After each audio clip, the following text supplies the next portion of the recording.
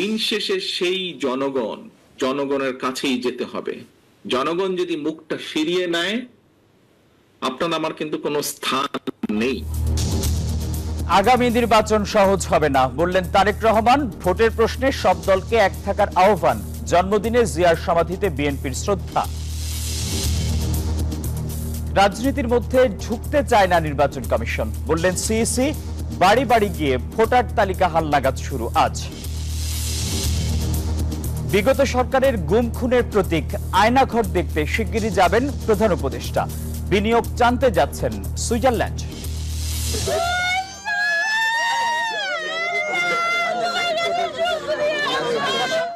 রাষ্ট্র সত্যিকার অর্থে এদের জীবন এই সময়টুকুর মূল্য কি দিতে পারবে? পিলখানা হত্যার 15 বছর পর বিস্ফোরক মামলায় 2 শতাধিক আসামির জামিন। ট্রাইব্যুনালের নিরপেক্ষতায় পদক্ষেপ জানতে চাইল জাতিসংঘ। শেখ হাসিনার কন্যা পুতুলকে বিশ্ব স্বাস্থ্য সংস্থা থেকে সরাতে দুদকের চিঠি। চেক ডিজঅনার মামলায় সাকিবকে ধরতে পরোয়ানা জারি। মার্কিন প্রেসিডেন্ট ডোনাল্ড ট্রাম্পের শপথ আজ। অভিষেকের প্রতিবাদে ওয়াশিংটনে হাজারো মানুষের বিক্ষোভ। এবং টি-20তে 400 রানের ম্যাচ দেখল বিপিএল। খুলনার 210 রানের টার্গেটে রাজশাহী থামল 202 রানে। বিফলে গেল বিজয়ের দুর্দান্ত সেঞ্চুরি।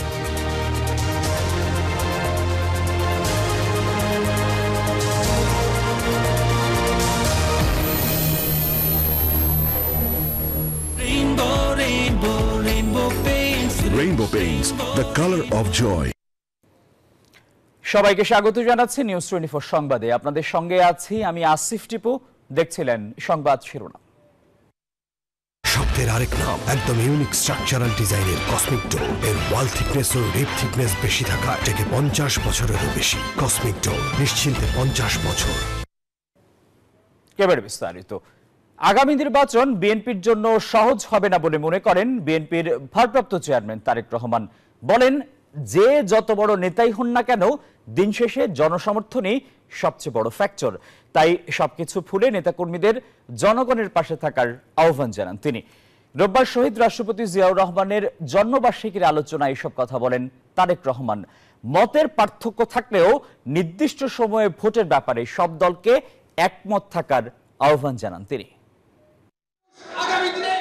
দলের প্রতিষ্ঠাতা সাবেক রাষ্ট্রপতি জিয়াউর রহমানের 89তম জন্মবার্ষিকী উপলক্ষে বিএনপির আলোচনা সভা। সেখানে মহান স্বাধীনতার ঘোষক জিয়াউর রহমানের কর্মময় জীবন নিয়ে কথা বলেন দলের সিনিয়র নেতারা। প্রধান অতিথির বক্তব্যে ভারপ্রাপ্ত চেয়ারম্যান তারেক রহমান নেতাকর্মীদের সতর্ক করেন। বলেন, যে কোনো পরিস্থিতিতে জনগণের পাশে থাকতে হবে, চলতে হবে যেভাবে জনগণ চায়। সামনের নির্বাচন এত সহজ নয় আপনারা যত সহজ ভাবছেন। নিজের মনে যতই বড়াই করুন, আরে বিএনপি তো শাখা প্রশাখা একদম গ্রাম পর্যন্ত আছে, কিন্তু জনগণ ম্যাটার্স। সেই জনগণই হচ্ছে আমাদের শক্তি, জনগণই হচ্ছে আমাদের সমর্থন, জনগণই হচ্ছে শক্তি। যে কোনো ধরনের বিভ্রান্তিকর কাজ করা থেকে দলের নেতাকর্মীদের বিরত থাকার আহ্বান জানান তারেক রহমান। দলকে ক্ষতিগ্রস্ত করে এমন কাজ করলে কঠোর ব্যবস্থা নেওয়ার হুঁশিয়ারি দেন তিনি। যা আপনাকে আমাকে ক্ষতিগ্রস্ত করবে, যা আমার দলকে ক্ষতিগ্রস্ত করবে, যা আমাদের দল ক্ষতিগ্রস্ত হবে, আমরা তার বিরুদ্ধে প্রতিবাদ গড়ে তুলব। জানান, চেয়ারপারসন খালেদা জিয়া সবচেয়ে বেশি খুশি হবে যখন জনগণের সমর্থন নিয়ে ক্ষমতায় আসবে বিএনপি। দেশনেত্রী সবচাইতে খুশি হবেন, দোয়া তো আছেই, কিন্তু উনি যখন দেখবেন যে জনগণ সমর্থন দিয়েছে বিএনপির প্রতি, আমি তো মনে করি সবচাইতে বেশি খুশি উনি সেদিন। ভারপ্রাপ্ত চেয়ারম্যান তারেক রহমান বলেন, সারা দেশে বিএনপির শক্তিশালী সংগঠন আর লাখ লাখ কর্মী সমর্থক থাকলেও খুব সহজ হবে না আগামী নির্বাচন। জনগণের প্রত্যাশা অনুযায়ী আমরা সেভাবেই তাদের পাশে আছি। ফজলে রাব্বি, সৌরভ, নিউজ 24, ঢাকা। এই যে আমার ব্যাংক আরএফএল গ্যাস স্টোভ, এর সায়েন্টিফিক নজল আর ব্রাশ বার্নার তাপকে সমানভাবে ছড়িয়ে খরচ বাঁচায় 25%। আরএফএল গ্যাস স্টোভ নিরাপদ ও গ্যাস সাশ্রয়ী। 304 ফুড গ্রেড স্টেইনলেস স্টিলে তৈরি, যা নিশ্চিত করে জংবিহীন সিঙ্কের আজীবন নিশ্চয়তা। আরএফএল কিচেন সিঙ্ক, স্বাস্থ্যকর কিচেনের চিরস্থায়ী সমাধান। সাবেক রাষ্ট্রপতি জিয়াউর রহমানের 89তম জন্মবার্ষিকী উপলক্ষে তার সমাধিতে শ্রদ্ধা জানিয়েছেন বিএনপি নেতাকর্মীরা। এ সময় দলের মহাসচিব মির্জা ফখরুল ইসলাম আলমগীর বলেন, 4 সংস্কার কমিশন যে প্রস্তাব দিয়েছে তা বাস্তবায়নে রাজনৈতিক দলগুলোর ঐক্যমত জরুরি। গণতন্ত্র প্রতিষ্ঠার জন্য প্রয়োজনীয় সংস্কার শেষে দ্রুত নির্বাচন দিতে অন্তর্বর্তী সরকারের প্রতি আহ্বান জানান মির্জা ফখরুল। বিএনপি প্রতিষ্ঠাতা সাবেক রাষ্ট্রপতি জিয়াউর রহমানের 89তম জন্মবার্ষিকী শ্রদ্ধা জানাতে রাজধানীর শেরেবাংলা নগরে জিয়া উদ্যান এলাকায় দলীয় নেতাকর্মীদের সরব উপস্থিতি। বেলা 11টার দিকে বিএনপি মহাসচিব মির্জা ফখরুল ইসলাম আলমগীর দলের স্থায়ী কমিটির সদস্য ও সিনিয়র নেতাদের সঙ্গে নিয়ে শহীদ জিয়ার সমাধিতে শ্রদ্ধা জানান। আত্মার মাগফিরাত কামনায় করেন দোয়া ও মুনাজাত। পরে গণমাধ্যমের সঙ্গে কথা বলেন বিএনপি মহাসচিব, জানান শহীদ জিয়াউর রহমানের আদর্শ ধারণ করেই পথ চলছে বিএনপি। এই মহান নেতা তিনি যে দলকে তৈরি করেছেন, সেই দল আজকে এত বছর পরেও সমস্ত বাধা বিপত্তি উপেক্ষা করে বাংলাদেশের সর্ববৃহৎ রাজনৈতিক দলে পরিণত হয়েছে।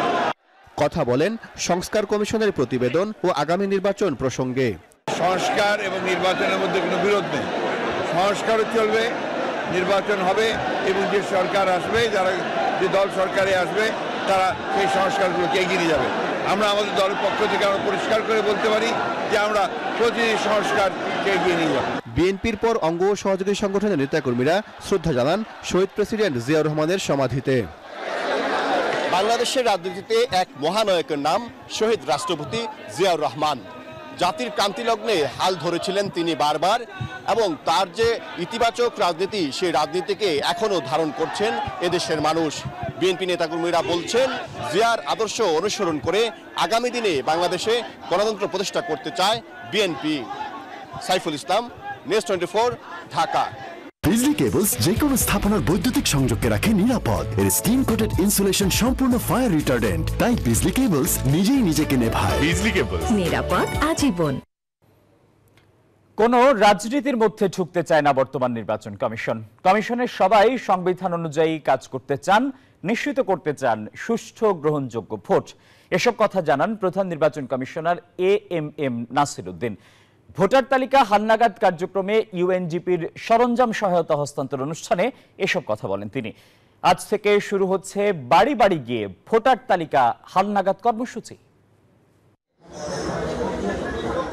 গত কয়েক বছর ধরে রাজনৈতিক দলের নির্দেশ মানতে গিয়ে দেশের সামগ্রিক নির্বাচনী ব্যবস্থা ধ্বংস হয়ে গেছে, যে কারণে একদিকে ইসি বিতর্কিত হয়েছে, ভোটে আগ্রহ হারিয়েছে সাধারণ মানুষ।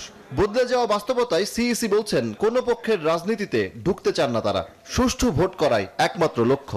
আমরা রাজনীতির মধ্যে ঢুকতে চাই না, আইন কানুন বিধিবিধান সিস্টেমের মধ্যে থাকবো, একদম ক্লিন স্লেট। আমরা চাই যে একদম স্ট্রেট, যাতে সবাই একটা ফ্রি ফেয়ার গেম আমরা উপহার দিতে চাই। সব players can play freely under the rules of the game. সকালে ভোটার তালিকা হালনাগাদ কার্যক্রমে ইউএনডিপি সরঞ্জাম সহায়তা হস্তান্তর অনুষ্ঠানে এসব কথা বলেন প্রধান নির্বাচন কমিশনার। বাড়ি বাড়ি গিয়ে ভোটার তালিকা হালনাগাদ করার জন্য ল্যাপটপ, স্ক্যানার সহ অন্যান্য উপকরণ দিয়ে নির্বাচন কমিশনকে সহায়তা করছে ইউএনডিপি। এ সময় ইউএনডিপির প্রতিনিধিরা জানান নির্বাচনে সহায়তা করার বিষয়ে রাজনৈতিক দল সহ সকল অংশীজনের সঙ্গে আলোচনা করছেন তারাও। নির্বাচন কমিশনের চাহিদা অনুযায়ী ইউএনডিপি পর্যালোচনা করছে কিভাবে সহায়তা দেওয়া যায়। রাজনৈতিক দল, সিভিল সোসাইটি সহ বিভিন্ন অংশীজনদের সাথে আলোচনা করছে। এরই অংশ হিসেবে ভোটার তালিকা হালনাগাদের মতো গুরুত্বপূর্ণ কাজে এই সহায়তা দেওয়া হচ্ছে। এই সহযোগিতা অব্যাহত থাকবে। ভোটার তালিকা হালনাগাদে সচেতনতা বৃদ্ধিতেও সহায়তা করবে ইউএনডিপি। পরে সিইসি এবারের ভোটার তালিকাকে বিতর্কের ঊর্ধ্বে রাখতে পারবেন বলে আশা প্রকাশ করেন। 65,000 লোক কাজ করবে বিভিন্ন লেভেলে, তার মানে আমরা একটা huge programme, we have undertaken a huge programme, যাতে কুইকলি এই কাজটা আমরা within the time, specified time আমরা শেষ করতে পারি। গত 2 জানুয়ারি খসড়া ভোটার তালিকা প্রকাশ করে নির্বাচন কমিশন। হালনাগাদ খসড়া ভোটার তালিকা অনুযায়ী এখন দেশের মোট ভোটার 12,36,83,512 জন। সজল দাস, নিউজ 24, ঢাকা। শিগগিরই আয়নাঘর পরিদর্শন করবেন প্রধান উপদেষ্টা ডক্টর মোহাম্মদ ইউনূস। গুম সংক্রান্ত তদন্ত কমিশনের সদস্যরা এই তথ্য জানিয়েছেন। রোববার বিকেলে রাষ্ট্রীয় অতিথি ভবন যমুনায় 5:30টায় প্রধান উপদেষ্টার সঙ্গে বৈঠক করেন the commission of enquiry and on enforce ডিসঅ্যাপিয়ারেন্সের সদস্যরা। তারা বলেন, প্রধান উপদেষ্টা আয়নাঘর পরিদর্শন করলে গুমের শিকার ব্যক্তিরা আশ্বস্ত বোধ করবেন এবং অভয় পাবেন। প্রধান উপদেষ্টা কমিশনের আহ্বানে সাড়া দিয়ে বলেন, তদন্তে যে ঘটনাগুলো উঠে এসেছে তা গা শিউরে ওঠার মতো। শিগগিরই আয়নাঘর পরিদর্শনে যাওয়ার আশ্বাস দেন প্রধান উপদেষ্টা। বিশ্ব অর্থনৈতিক ফোরামের সম্মেলনে যোগ দিতে আজ সুইজারল্যান্ড যাচ্ছেন প্রধান উপদেষ্টা ডক্টর মোহাম্মদ ইউনূস। এ সফরে বিদেশি বিনিয়োগ বৃদ্ধি ও বিনিয়োগকারীদের আস্থা ফেরানোর চেষ্টা করবেন তিনি। ফোরামে এবার প্রথমবারের মতো বাংলাদেশ নিয়ে ডায়ালগ হবে। সন্ধ্যায় ফরেন সার্ভিস একাডেমিতে সংবাদ সম্মেলনে সরকার প্রধানের যাত্রার খবর জানান পররাষ্ট্র মন্ত্রণালয়ের উপ প্রেস সচিব আবুল কালাম আজাদ মজুমদার। তিনি জানান, বাংলাদেশে বিনিয়োগের পরিবেশ নিরাপদ হচ্ছে, এই বিষয়টি প্রচার করা হবে। কয়েকটি দেশের রাষ্ট্র ও সরকার প্রধানদের সঙ্গে প্রধান উপদেষ্টার আলাদা বৈঠক হবে বলেও জানান তিনি। মাননীয় প্রধান উপদেষ্টাকে আমন্ত্রণ জানানো হয়েছে এবং উনি তাদের আমন্ত্রণ গ্রহণ করেছেন। বাংলাদেশে আসুন, বাংলাদেশে এখন ব্যবসার পরিবেশ সহজ করা হচ্ছে, বিনিয়োগের পরিবেশ উন্নততর হচ্ছে। আপনারা বাংলাদেশে বিনিয়োগ করুন, বাংলাদেশের অর্থনৈতিক অগ্রগতিতে আপনারা সামিল হন, এই আহ্বানটাই থাকবে মূলত বিনিয়োগকারীদেরকে প্রতি।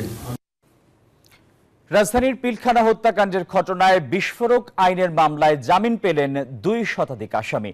15 বছর পর তারা প্রথমবারের মতো জামিন পেলেন। রাষ্ট্রপক্ষের আইনজীবী বলেন, হত্যা মামলায় খালাস পাওয়ার পর যাদের বিরুদ্ধে হাইকোর্টে আপিল করা হয়নি তারা জামিন পেয়েছেন। আদালতের আদেশ পাওয়ার পর তাদের স্বজনরা আনন্দে কান্নায় ভেঙে পড়েন। জুলাই বিপ্লবের পর নানা কারণেই কয়েকবার পিছিয়েছে বিডিআর বিদ্রোহের ঘটনায় হত্যা মামলার খালাসপ্রাপ্ত ও সাজা ভোগ করা আসামিদের জামিন এবং বিস্ফোরক মামলার সাক্ষ্য গ্রহণ শুনানি। বিশেষ আদালতের স্থান বদল জটিলতায় কেটেছে অনেক সময়। রবিবার সকালে কেরানীগঞ্জের কেন্দ্রীয় কারাগারে স্থাপিত এই অস্থায়ী আদালতে শুরু হয় বিস্ফোরক মামলার বিচার। প্রথমেই রাষ্ট্রপক্ষের কাছে ওই দিনের নারকীয় হত্যাকাণ্ডের বর্ণনা করেন সাবেক সেনা কর্মকর্তা মেজর সৈয়দ ইউসুফ ইকবাল। পরে তাকে জেরা করেন আসামি পক্ষের আইনজীবীরা। এরপর শুরু হয় জামিনের শুনানি। এই সময় হত্যা মামলায় খালাস পাওয়া বেশিরভাগ আসামিদের জামিন দেন ঢাকার বিশেষ ট্রাইব্যুনাল 2-এর বিচারক ইব্রাহিম মিয়া। যারা আগে খালাসপ্রাপ্ত হয়েছিলেন এবং তাদের বিরুদ্ধে মহামান্য সুপ্রিম কোর্টের হাইকোর্ট বিভাগে রায় পরিবর্তন হয়েছে বা কারো বিরুদ্ধে আপিল পেন্ডিং আছে, এই আসামি ব্যতি রেখে অন্যান্য খালাসপ্রাপ্ত আসামিদেরকে জামিন মঞ্জুর করা হলো। 200-রও অধিক আসামির জামিন হওয়ায় সন্তোষ জানিয়েছেন আসামি পক্ষের আইনজীবীরা। জামিনের জন্য হকদার ছিল প্রায় 500-র উপরে। আজকে আমরা মাননীয় আদালতে এই আসামিদের পক্ষে সবার পক্ষে আমরা জামিনের আবেদন করেছিলাম। 250 মানুষ তাদেরকে আজকে মাননীয় আদালত জামিনে মুক্তি দিয়েছেন। এদিকে জামিন শুনানির কারণে দেশের বিভিন্ন প্রান্ত থেকে ছুটে আসেন স্বজনরা। জামিন হওয়ায় আনন্দে আবেগ আপ্লুত হয়ে কান্নায় ভেঙে পড়েন অনেকেই। অনেকদিন চাকরি করে আমার ভাইয়ের জীবন থেকে 16টা বছর নষ্ট হয়ে গেছে। আমরা চাই যারা জড়িত ছিল সে যাই হোক না কেন তার বিচার হোক। আলোচিত বিডিআর বিদ্রোহের ঘটনায় বিস্ফোরক মামলার সাক্ষ্য গ্রহণের পরবর্তী শুনানি 10 ফেব্রুয়ারি। মাসুদা লাবনী, নিউজ 24, ঢাকা। জুলাই হত্যাকাণ্ডের বিচারের জন্য কারিগরি সহায়তা ও প্রশিক্ষণের আশ্বাস দিয়েছে জাতিসংঘ, জানিয়েছেন আন্তর্জাতিক অপরাধ আদালতের chief prosecutor advocate Tajul Islam. রোববার জাতিসংঘের আবাসিক সমন্বয়কারী গোয়েন লুইসের সঙ্গে সাক্ষাৎ শেষে একথা জানান তিনি। জাতিসংঘের প্রতিনিধিকে ট্রাইব্যুনালের বিচার কার্যক্রমের অগ্রগতি সম্পর্কে জানান তিনি। বলেন, সংস্থাটির পক্ষ থেকে কোনো ধরনের সহযোগিতা প্রয়োজন আছে কিনা সে বিষয়েও জানতে চেয়েছেন জাতিসংঘের আবাসিক প্রতিনিধি। ভবিষ্যতে তারা আরো অধিকতর ট্রেনিং প্রোগ্রামের আয়োজন করবেন জাতিসংঘের তত্ত্বাবধানে, সে আশ্বাস দিয়েছেন। প্রযুক্তিগত সহযোগিতার আশ্বাসও দিয়েছেন এবং তারা আমাদের জানিয়েছেন যে এই কার্যক্রম যেহেতু বাংলাদেশের মানুষের মধ্যে এই বিচারের ব্যাপারে যে আকাঙ্ক্ষা আছে, যে অপরাধ এখানে হয়েছে, যে ভিকটিম পরিবার যাদের স্বজনদেরকে হারিয়েছে, প্রিয়জনদের হারিয়েছে, তাদের বিচার প্রাপ্তির যে অধিকার আছে, সেই বিষয়ে এই বিচারটা যাতে ভালোভাবে হয় সেই জন্য জাতিসংঘ এই প্রক্রিয়াকে সমর্থন জানাবে। চাঁপাইনবাবগঞ্জের চৌকা সীমান্ত এখন অনেকটাই শান্ত, সতর্ক অবস্থায় রয়েছেন বিজিবি সদস্যরা। স্থানীয় কৃষকরা বলছেন, শনিবারের সংঘর্ষ ও হামলায় তাদের আনুমানিক ক্ষয়ক্ষতি 20 লাখ টাকার বেশি। সীমান্ত এলাকা ঘুরে আরো জানাচ্ছেন জুবায়ের সানি, ক্যামেরায় ছিলেন মুরাদ আক্তার। চাঁপাইনবাবগঞ্জের শিবগঞ্জের চৌকা সীমান্তের 177 নম্বর পিলার। কিছুটা দূরে পাহারায় দুজন বিএসএফ সদস্য, সতর্ক বিজিবি সদস্যরাও। পরিস্থিতি দেখে খুব স্বাভাবিক মনে হয়, তবে পিলারের বাংলাদেশ অংশের আম বাগানের দিকে তাকালে অবাক হবেন যে কেউ। বেশিরভাগ গাছই কাটা, ফসলের উপর যেন কিছুক্ষণ আগে ঝড় বয়ে গেছে। শনিবার ভারতের বেসামরিক নাগরিকরা বাংলাদেশ অংশের আম বাগান ও ফসলি জমিতে হামলা চালায়। প্রতিরোধে এগিয়ে আসেন বাংলাদেশিরাও। কাটা তার বেড়া দেয়া এই গন্ডগোল, কখনো এই যে আপনার জনগণ ঘাস করা করেনি এই গন্ডগোল। ভারতের অন্যায়কে কোনদিন বরদাস্ত করেনি। আজকে তো আবার মানুষ একটা ভাবছে যে এই তো হয়তো এই এর মনোভাব তো আলাদা ভারতের কাজে, আমরা তার কোনো কথা জবাব দিতে আমরা পিছপা নই।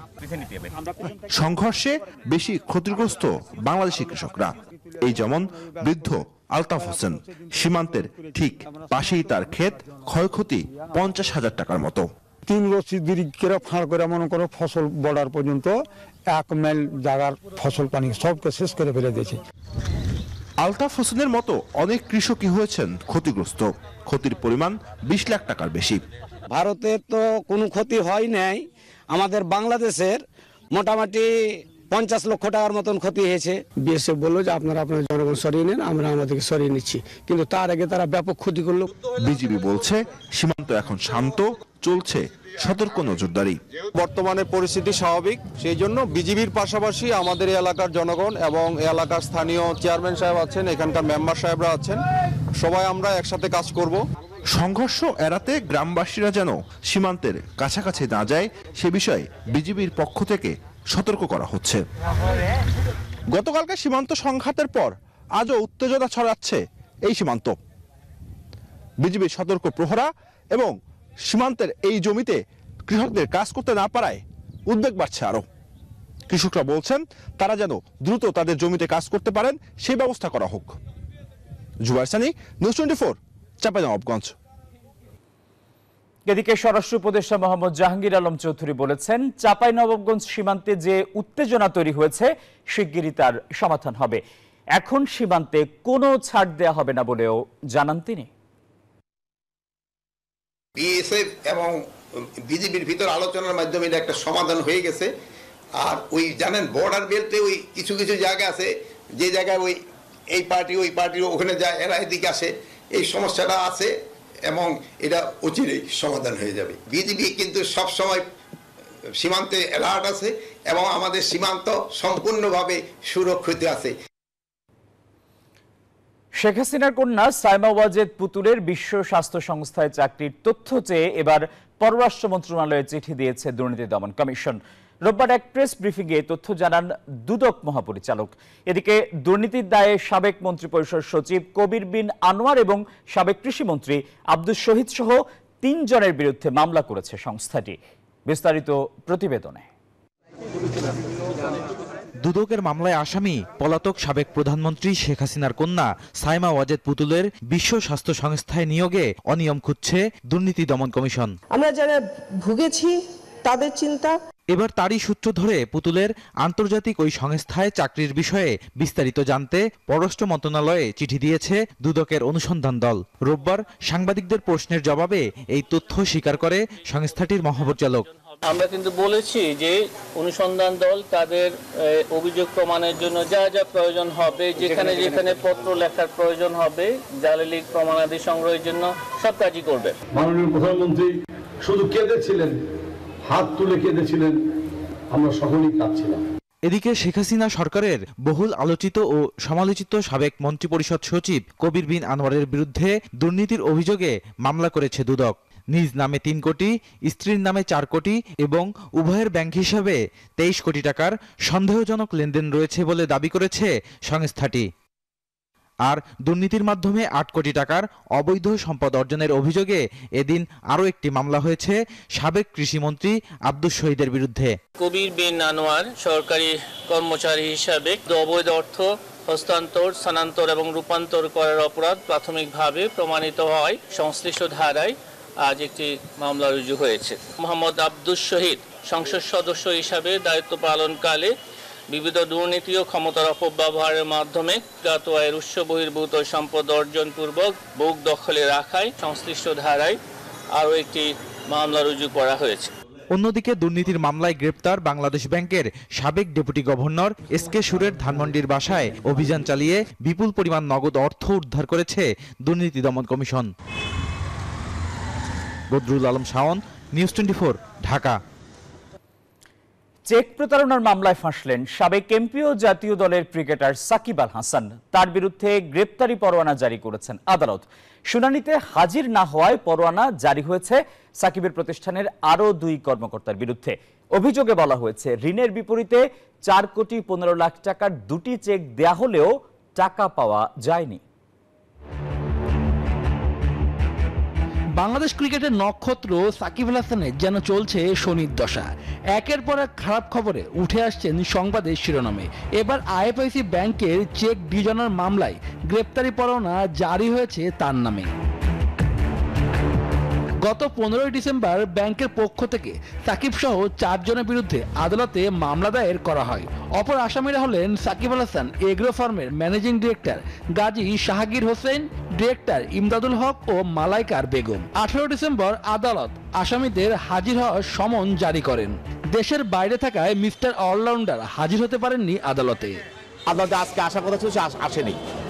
তো স্বাভাবিকভাবে বিচার প্রক্রিয়ার যে নিয়ম, আদালত যদি সমন দিয়ে থাকে আর যদি সমনটা জারি হয় আর দায়ীদারকে যদি আপনি উপস্থিত না হন, তাহলে আপনার বিরুদ্ধে পরবর্তী স্টেপ হলো আপনার বিরুদ্ধে গ্রেপ্তারি পরোয়ানা জারি করা, যে আপনাকে পুলিশ আদালতে ধরে নিয়ে আসবে।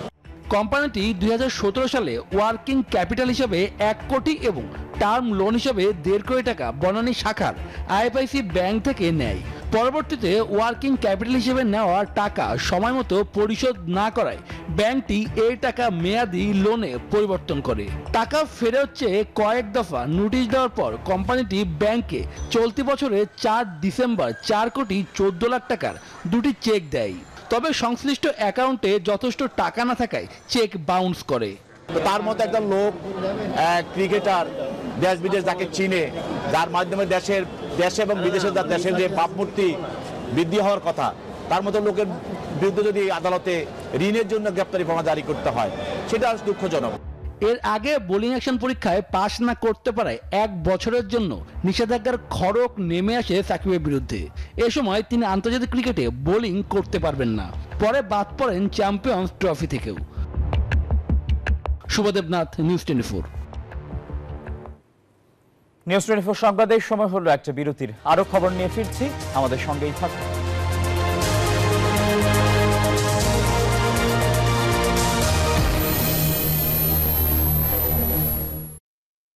নুডলস খান নাই? তাহলে তো নুডলসই খান নাই। নুডলস খান নাই তো নুডলসই খান নাই।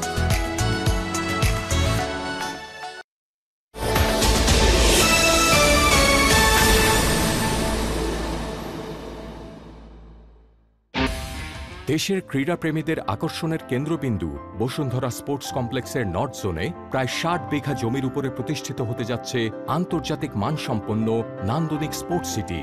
আধুনিক সকল নাগরিক সুবিধার পাশাপাশি দেশের ক্রীড়া জগতের অনন্য অধ্যায় হিসেবে বসুন্ধরার এবারের সংযোজন আন্তর্জাতিক মানের এই প্রজেক্ট। প্রশস্ত রাস্তার পাশ দিয়ে প্রতিষ্ঠিত হতে যাওয়া বসুন্ধরা স্পোর্টস সিটিতে থাকছে সুবিশাল একটি গ্যালারি সমৃদ্ধ ফুটবল প্র্যাকটিস গ্রাউন্ড, যেখানে এবার ছড়াবে ফুটবলের টান টান উত্তেজনা। বাংলাদেশে প্রথমবারের মতো এই স্পোর্টস সিটিতে থাকছে দুবাইয়ের আদলে তৈরি 6টি আলাদা আলাদা পিচ সহ ইনডোর ক্রিকেট গ্রাউন্ড, যেখানে এবার ক্রিকেট জমবে সমান তালে। এই প্রজেক্টে আরও থাকছে একে একে 24টি আন্তর্জাতিক মানের ব্যাডমিন্টন কোর্ট।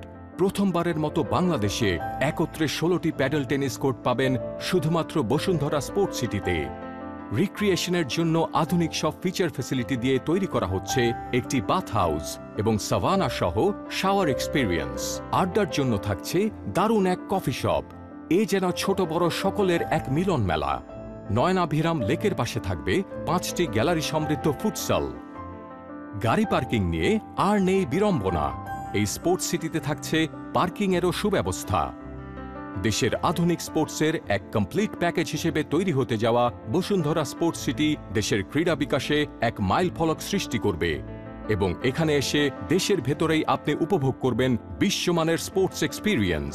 তাই দারুণ কিছুর জন্য আপনি তৈরি তো?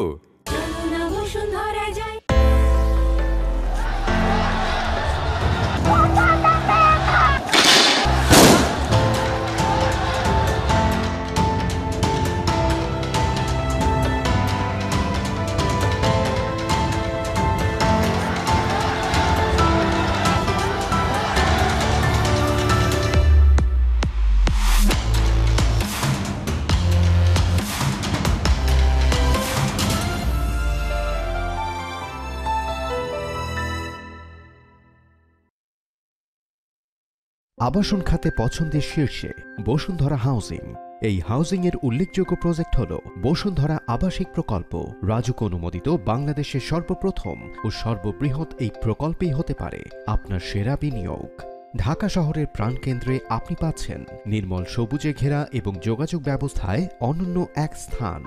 এর পশ্চিমে বারিধারা ডিপ্লোম্যাটিক জোন, হজরত শাহজালাল আন্তর্জাতিক বিমানবন্দর, কুড়িল ফ্লাইওভার, প্রগতি সরণি, উত্তরে রাজুক পূর্বাচল ৩০০ ফিট মহাসড়ক, দক্ষিণে ১২০ ফুট মাদানী অ্যাভিনিউ, পূর্বে বালু নদী ও জলসিঁড়ি আবাসন প্রকল্প। এখানে যানজট নিরসনে গড়ে তোলা হয়েছে অনন্য সড়ক নেটওয়ার্ক। প্রতিটি প্লটের সাথে আছে প্রশস্ত রাস্তা, নেই কোনো যানজট। বসুন্ধরা আবাসিক প্রকল্পের উল্লেখযোগ্য সড়কগুলো হল: জি থেকে ই ব্লকের সাথে আছে ১০০ ফুট প্রশস্ত সড়ক, ডি, এফ ও জি ব্লকের সাথে আছে ৬০ ফুট প্রশস্ত সড়ক, এইচ ও আই ব্লকের মাঝে ৮০ ফুট প্রশস্ত দুটি সড়ক, আই এক্সটেনশন ব্লকের মাঝে ১০০ ফুট প্রশস্ত সড়ক, এল ব্লকের মাঝে ১৩০ ফুট প্রশস্ত সড়ক, এম ও এন ব্লকের মাঝে আছে ২০০ ফুট প্রশস্ত সড়ক, ব্লক পি সংলগ্ন ২০০ ফুট প্রশস্ত সড়ক। এছাড়াও প্রকল্পের ৩ দিকে থাকছে ৬টি মেট্রো রেল স্টেশন। দক্ষিণে মাদানী অ্যাভিনিউতে ভাটারা স্টেশন, পশ্চিমে প্রগতি সরণি ধরে নতুন বাজার সংলগ্ন নতুন বাজার স্টেশন ও নদ্দা স্টেশন, উত্তরে রাজুক পূর্বাচল ৩০০ ফুট মহাসড়কের পাশে Bashundhara station, police officers housing station ও মাস্তুল স্টেশন। দারুণ যোগাযোগ সুবিধায় আপনার স্বাচ্ছন্দ্যের নাগরিক জীবন হবে বসুন্ধরায়। আবাসন খাতে আস্থার নাম বসুন্ধরা।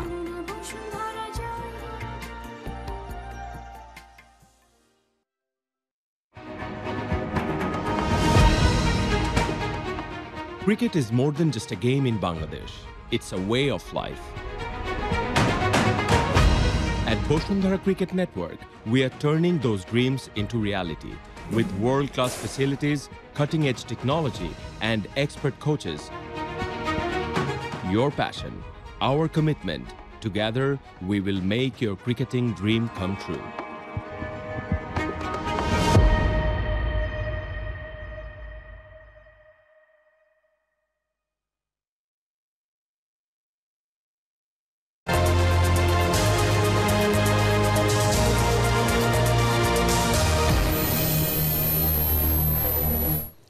নিউজ 24 সংবাদে স্বাগত জানাচ্ছি আরও একবার। পাঠ্য বইয়ে আদিবাসী গ্রাফিতি পুনরায় স্থাপনের দাবি জানিয়েছেন বাংলাদেশ কমিউনিস্ট পার্টির সাধারণ সম্পাদক রুহিন হোসেন প্রিন্স। বিকেলে রাজধানীর শাহবাগে জাতীয় জাদুঘরের সামনে আয়োজিত প্রতিবাদ সভায় তিনি অভিযোগ করেন, আদিবাসীদের পূর্ব ঘোষিত প্রতিবাদ কর্মসূচিতে পরিকল্পিতভাবে হামলা হয়েছে। এ সময় উপস্থিত পুলিশের ভূমিকা নিয়েও প্রশ্ন তোলেন তিনি। অবিলম্বে আদিবাসীদের উপর হামলার সঙ্গে জড়িতদের বিচারের আওতায় আনার দাবি জানান প্রিন্স। প্রতিবাদ সভায় আদিবাসীদের পক্ষ থেকে ৬ দফা দাবি জানানো হয়। তারা একটা দাবি করলো মেনে নিলে এইটা কি গ্রহণযোগ্য? এইটা তো একই দেখি রে ভাই, ওই স্বৈরাচারের পথে হাঁটা, ফ্যাসিবাদের পথে হাঁটা, এইটাও গ্রহণযোগ্য না। আশা করব এতদিন যারা মবের নামে অন্যায় অত্যাচার করেছে তাদের চিহ্নিত করেন, বিচার করেন, আর একবারের জন্য মবের উপরে দাঁড়িয়ে কোন ঘটনা আমরা দেখতে চাই না। আমি এই চেয়ারে বসবো না। বাচ্চু ভাই, এই চেয়ারকে ভয় পেও না। ডেন্টিস্টের পরামর্শ নাও নতুন কোলগেট অ্যাক্টিভ সোল, যা দাঁতের সমস্যা শুরু হওয়া মাত্রই থামিয়ে দেয়। না থাকবে ব্যথা, না থাকবে ভয়। বিশ্বের বিভিন্ন দাতা সংস্থাগুলোর কাছ থেকে ভালো সাড়া পাচ্ছে বর্তমান সরকার। সহযোগিতামূলক ব্যাংকিং করতে পারলে ঋণখেলাপির সংখ্যা কমে আসবে বলে জানিয়েছেন অর্থ উপদেষ্টা ডক্টর সালেউদ্দিন আহমেদ। কর্মসংস্থান ব্যাংকের বার্ষিক ব্যবস্থাপক সম্মেলনে এসব কথা বলেন তিনি। দেশের বেকার যুবকদের কর্মসংস্থানের লক্ষ্যে প্রতিষ্ঠিত হয় কর্মসংস্থান ব্যাংক। গেল বছরের সেপ্টেম্বর পর্যন্ত বিগত ২৬ বছরে প্রায় ১৬,২৫০ কোটি টাকা ঋণ বিতরণ করে ব্যাংকটি, আর আদায় করে ১৪,৩৪০ কোটি টাকার ঋণ। এই সহায়তার মধ্য দিয়ে প্রত্যক্ষভাবে সুবিধা পায় প্রায় ১১,১২,০০০ মানুষ। এবার ব্যাংকটির মনোযোগ নারী ক্ষমতায়নের দিকে। তাই প্রতিষ্ঠানটির ব্যবস্থাপক বার্ষিক সম্মেলনে সব ক্ষেত্রে নারীর সমতা ও দেশের অর্থনৈতিক বিকাশের লক্ষ্যে বিশেষ ঋণ কর্মসূচি সঞ্চিতার উদ্বোধন করা হয়। 0.5%, 3.5%, অন্য ব্যাংকের তুলনায় অত্যন্ত কম, এবং এতে আমরা কিন্তু খুব খুশি না। আমি আশা করছি এবং আমি ওয়াদা করছি অতি শীঘ্র আমরা এটা কমিয়ে এনে আমরা 2% নিয়ে আসবো। অনুষ্ঠানে যোগ দিয়ে কর্মসংস্থানের ব্যাংকের সার্বিক সহায়তার সন্তুষ্টি জানান অর্থ উপদেষ্টা। প্রতিষ্ঠানটি সাধারণ ব্যাংকিং সেবায় যুক্ত হলে নানা সমস্যা তৈরি হতে পারে বলে মন্তব্য তার। আমরা কিন্তু দাতা সংস্থার মোটামুটি কিন্তু ভালো সাড়া পাচ্ছি। আপনারা জেনারেল ব্যাংকিং দিকে না যাওয়া তো বেটার হবে। জেনারেল ব্যাংকিং এ গেলে কিন্তু এখন যেভাবে ম্যানেজ করছে ফোকাস, জেনারেল ব্যাংকিং এ গেলে কিন্তু নানা রকম সমস্যার সমাধান। একই অনুষ্ঠানে যোগ দিয়ে কেন্দ্রীয় ব্যাংকের গভর্নর জানান, সম্পদ কম থাকায় প্রত্যাশা পূরণ করতে পারছে না বিশেষায়িত এই আর্থিক প্রতিষ্ঠান। কর্মসংস্থান ব্যাংক একটা ভায়াবল ওয়ে অফ, সো এটা আমি যেটা সাজেস্ট করতে চাচ্ছি to for the finance adviser and the finance secretary, যে আমাদের সোশ্যাল প্রোটেকশনের কিছু রিসোর্স রেগুলার ভিত্তিতে যদি আমরা এখানে দিই এবং মনিটরিং করি, তাহলে কিন্তু এটা রিসোর্স বেসটা বাড়বে। অনুষ্ঠানে ক্ষুদ্র নারী ও সফল উদ্যোক্তাদের হাতে চেক ও ক্রেস্ট তুলে দেন অর্থ উপদেষ্টা ও গভর্নর।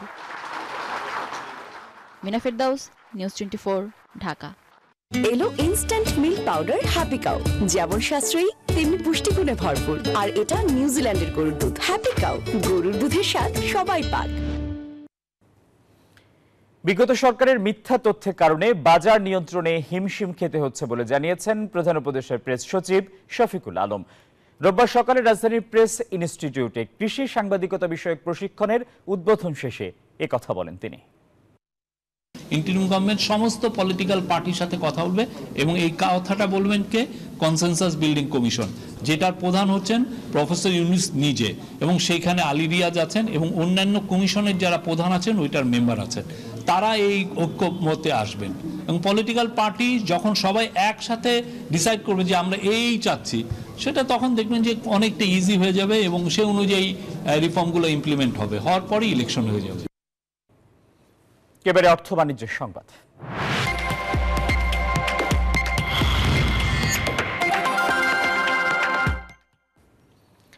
$600 কেজিতে মিলছে রূপালী ইলিশ। কম দামে ইলিশ মাছ মানুষের কাছে পৌঁছে দিতে এই উদ্যোগ নিয়েছে বাংলাদেশ মৎস্য উন্নয়ন কর্পোরেশন। রোববার রাজধানীর কারণ বাজারে এই কার্যক্রমের উদ্বোধন করা হয়। এর আওতায় 450 থেকে 850 গ্রাম ওজনের ইলিশ মাছ মাত্র $600 বিক্রি করা হচ্ছে। অনুষ্ঠানের প্রধান অতিথি ছিলেন মৎস্য পানি সম্পদ মন্ত্রণালয়ের উপদেষ্টা ফরিদা আক্তার। বলেন, ইলিশ মাছের সরবরাহ দাম নিয়ে যেসব প্রতিবন্ধকতা রয়েছে তা দূর করতে এই উদ্যোগ। আশা করেন এই কার্যক্রম সাধারণ ক্রেতাদের মাঝে ব্যাপক সাড়া ফেলবে।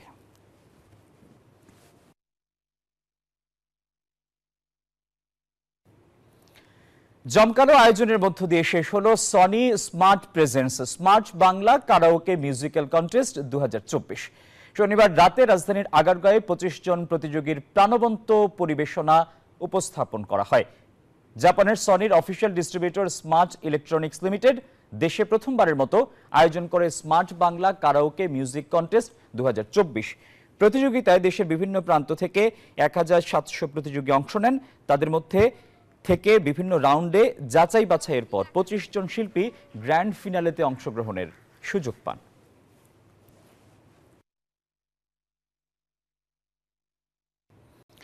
দেশের বিভিন্ন স্টেক হোল্ডার, ডিস্ট্রিবিউটর এবং ব্যবসায়িক অংশীদারদের নিয়ে 2025 সালের পার্টনার্স মিটের আয়োজন করল বিশ্বের শীর্ষস্থানীয় গৃহস্থালী পণ্যের ব্র্যান্ড হায়ার। বাংলাদেশে সকল অংশীজনকে অনুপ্রাণিত করতে পার্টনার্স মিট হিসেবে এই উদ্ভাবনী সমাবেশের আয়োজন করে হায়ার। এতে হায়ারের সহযোগিতা, আধুনিক প্রযুক্তি এবং ভবিষ্যৎ লক্ষ্য ও কর্মপরিকল্পনা তুলে ধরা হয়, যার মধ্যে রয়েছে বাংলাদেশে প্রথম এয়ার পিউরিফাইং এসি, সবচেয়ে বড় ড্রাম ওয়াশিং মেশিন, অত্যাধুনিক কিউডি মিনি এলইডি টিভি সহ আধুনিক সব পণ্য।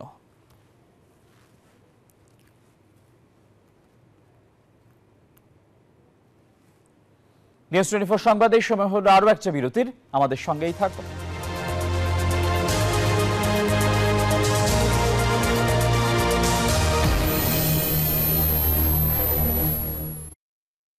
নুডলস খান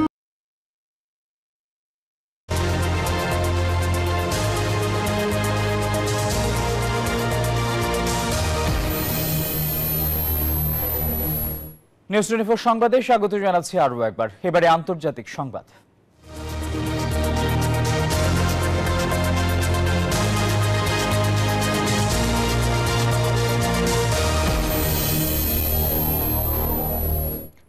যুক্তরাষ্ট্রের 47তম প্রেসিডেন্ট হিসেবে আগামীকাল 20 জানুয়ারি শপথ নিতে যাচ্ছেন ডোনাল্ড ট্রাম্প। তীব্র শীত ও ঠান্ডার কারণে এবার অভিষেক অনুষ্ঠানটি হচ্ছে ক্যাপিটল হিলের অভ্যন্তরে। এরই মধ্যে ওয়াশিংটনে পৌঁছেছেন নবনির্বাচিত মার্কিন প্রেসিডেন্ট। এদিকে ট্রাম্পের আসন্ন অভিষেকের প্রস্তুতি চলার মাঝেই ওয়াশিংটনে বিক্ষোভ করতে জড়ো হচ্ছে হাজার হাজার মানুষ। 47তম মার্কিন প্রেসিডেন্ট হিসেবে 20 জানুয়ারি শপথ নেবেন ডোনাল্ড ট্রাম্প। তবে তীব্র শীত ও ঠান্ডার কারণে এবার ক্যাপিটল হিলের অভ্যন্তরে হচ্ছে অভিষেক অনুষ্ঠান। 4 দশকের মধ্যে এবারই প্রথম প্রেসিডেন্টের অভিষেক হচ্ছে ইনডোরে। শনিবার ওয়াশিংটন ডিসিতে পৌঁছান ট্রাম্প। সোমবার মার্কিন স্থানীয় সময় দুপুর 12টায় শপথ গ্রহণ করবেন তিনি। ক্যাপিটলের রোটুন্ডার ভেতরে দেবেন উদ্বোধনী ভাষণ। এদিকে ট্রাম্পের আসন্ন অভিষেকের প্রস্তুতি চলার মাঝেই হাজারো মানুষ জড়ো হচ্ছে বিক্ষোভে, যাদের বেশিরভাগই নারী। কেবল ওয়াশিংটনেই নয়, পুরো দেশ জুড়ে রয়েছে এমন বিক্ষোভের পরিকল্পনা। মূলত জলবায়ু সংকট, অভিবাসন, নারী অধিকার সহ আরও নানা বিভিন্ন প্রতিবাদ জানাতে এই বিক্ষোভের আয়োজন করা হয়েছে। Desk report, news 24। নানা নাটকীয়তার পর নির্ধারিত সময়ের প্রায় 3 ঘন্টা পর গাজায় যুদ্ধবিরতি কার্যকর হলো। রোববার চুক্তির আওতায় 3 ইসরায়েলি জিম্মির তালিকা দেয়ায় যুদ্ধবিরতি কার্যকরে সায় দেয় নেতানিয়াহু প্রশাসন। তবে এই বিলম্বের সময়েও হামলা চালিয়েছে ইসরায়েল। এতে অন্তত 8 ফিলিস্তিনির প্রাণ গেছে। তবুও দীর্ঘ 15 মাস পর অবরুদ্ধ উপত্যকাটিতে যুদ্ধ থামায় খুশি গাজাবাসী। অবশেষে যুদ্ধ বিধ্বস্ত গাজায় কার্যকর হলো বহুল প্রতীক্ষিত যুদ্ধবিরতি। অথচ এর কয়েক ঘন্টা আগেও চুক্তি কার্যকরে বেঁকে বসেছিলেন ইসরায়েলি প্রধানমন্ত্রী বেনিয়ামিন নেতানিয়াহু। জিম্মি তালিকা দিতে হামাসের বিলম্বের অজুহাতে যুদ্ধবিরতি নিয়ে অনিশ্চয়তা দেখা দিয়েছিল। নেতানিয়াহু সাফ জানিয়েছিলেন, হামাস মুক্তি পেতে যাওয়া জিম্মিদের নাম না দেয়া পর্যন্ত যুদ্ধবিরতি কার্যকর হবে না। যদিও কারিগরি সমস্যার কারণে ওই তালিকা দিতে দেরি হচ্ছিল বলে দাবি হামাসের।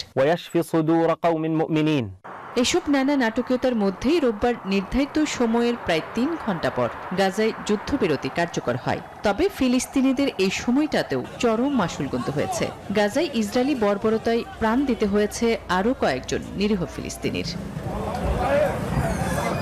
তবুও দীর্ঘ 15 মাস পর গাজায় যুদ্ধবিরতি কার্যকর হয় স্বস্তি বোধ করছেন গাজাবাসী। যুদ্ধবিরতি চুক্তি অনুসারে প্রথম পর্যায়ে মোট 33 জন জিম্মিকে মুক্তি দিবে হামাস। বিনিময়ে শতাধিক ফিলিস্তিনি বন্দী ইসরায়েল কারাগার থেকে মুক্তি পাবেন। যুদ্ধবিরতি চলাকালীন ইসরায়েলি বাহিনী গাজায় একটি বাফার অঞ্চলে ফিরে যাবে, আর বাস্তুচ্যুত ফিলিস্তিনিরা ফিরতে পারবে তাদের বাড়িতে। আসমাতুলি, নিউজ 24। এবারে জানাবো খেলার সংবাদ।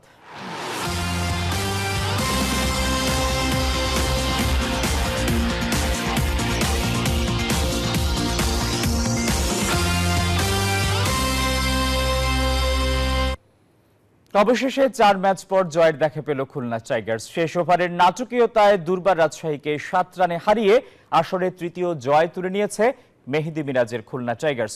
সাগরিকায় টসে জিতে ব্যাট করতে নেমে আফিফ হোসেনের 56, উইলিয়াম বেসিস্টোর হার নামানা 37 বলে 55 আর মাহিদুল অঙ্কনের 30 বলে 30 রানে 4 উইকেটে 209 রান তোলে খুলনা। তাসকিন নেন 2 উইকেট। জবাবে ক্যাপ্টেন এনামুল বিজয়ের সেঞ্চুরির পরও জয়ের দেখা পায়নি উত্তরের দলটি। ক্যাপ্টেন বিজয় 57 বলে পেলেন সেঞ্চুরির দেখা। জিসান 30 ও রায়ান বার্লের ব্যাট থেকে আসে 25। হাসান মাহমুদ নেন 2 উইকেট। এই জয়ে রাজশাহীকে পয়েন্ট টেবিলের 5ম স্থানে পাঠিয়ে 4 নম্বরে উঠে এসেছে মিরাজ হাসান মাহমুদরা।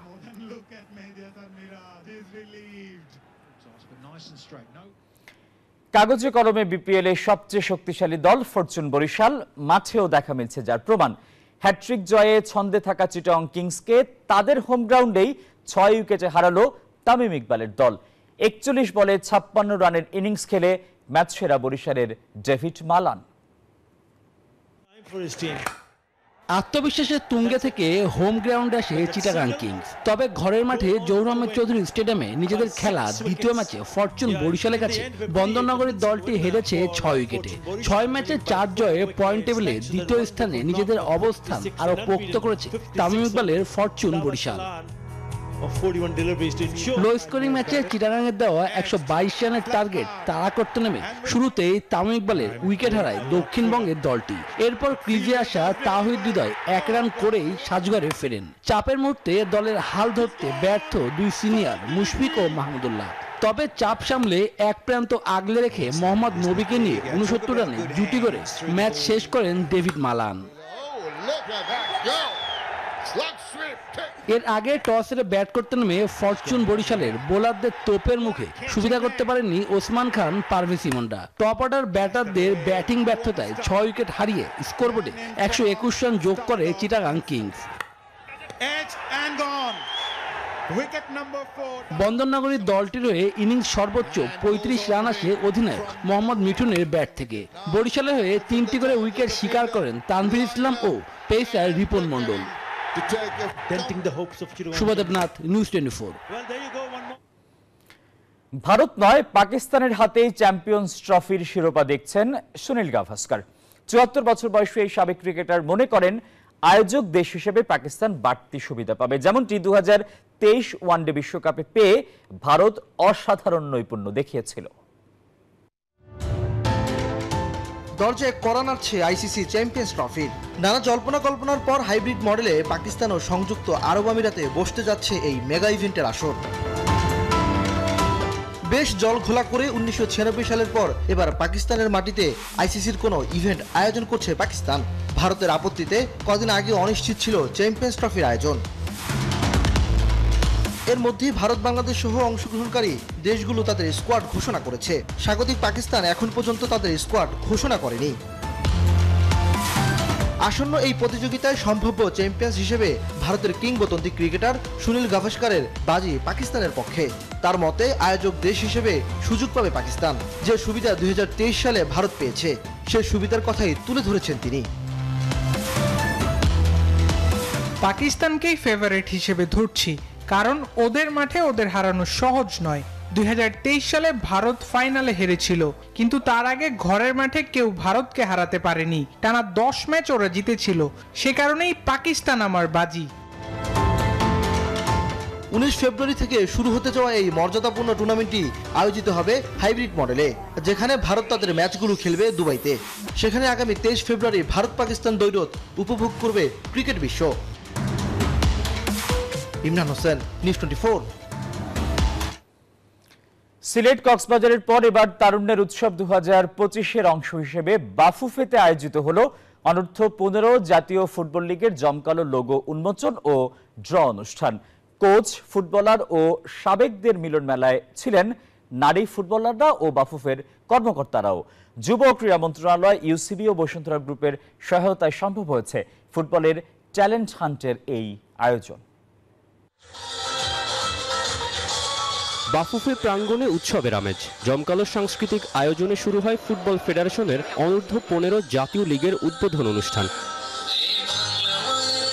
সাফজয়ী নারীদের বেশিরভাগই উপস্থিত। মনিকা সানজিদাদের সঙ্গে যোগ দিয়েছেন পুরুষ দলের coach Javier Cabrera. Coach Saiful Bari টিটুর কোর্সের জামাল ভুইয়ারাও হাজির। অনূর্ধ্ব 15 লিগ কমিটির চেয়ারম্যান মঞ্জুরুল করিম বললেন, ট্যালেন্ট হান্ট করে বের করে আনা হবে তরুণ ফুটবলারদের। আমরা লিগটা খেলাটা একটা দিয়ে আমরা শেষ করছি না, কমপক্ষে একটি জেলা 3টি, 4টি এবং 5টি খেলা খেলবে, যেখান থেকে আমরা খেলোয়াড় হান্ট করে আমরা আমাদের এলিট একাডেমিতে আমরা স্থানান্তরিত করব। এসো দেশ বদলাই পৃথিবী বদলাই স্লোগানে তারুণ্যের উৎসবের অংশ হিসেবে ফুটবলে তৃণমূলকে অন্তর্ভুক্ত করার উদ্যোগ। বাফুফের সহসভাপতি ধন্যবাদ জানালেন পৃষ্ঠপোষক ইউসিবি ও বসুন্ধরা গ্রুপকে।